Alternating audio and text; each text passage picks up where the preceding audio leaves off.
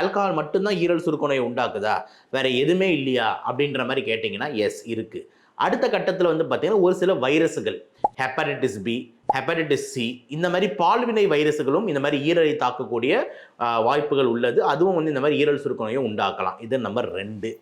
3வது பொறுத்த வரைக்கும் வந்துட்டு தேவையில்லாத மாத்திரைங்களை நிறைய சில பேர் போடுறாங்க. நேராக போயிட்டு மெடிக்கல் ஷாப்பில் போயிட்டு எனக்கு வந்து வலி மாத்திரை கொடு, எனக்கு இந்த மாத்திரை கொடுன்ட்டு டேரெக்டாக போய் வாங்கி சாப்பிட்றது. இதை தடுக்கணும்.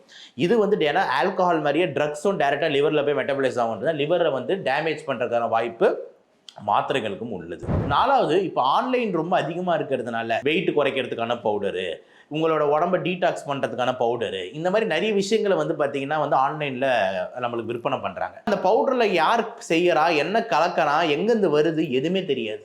அப்போ அந்த பவுடருங்களை நம்ம உட்கொள்ளும் போது திருப்பி லிவர் பாதிக்கிறதுக்கு வாய்ப்புகள் அதிகமாக இருக்கிறது. இது வந்து இம்பார்ட்டண்ட்டாக சொல்கிறேன்.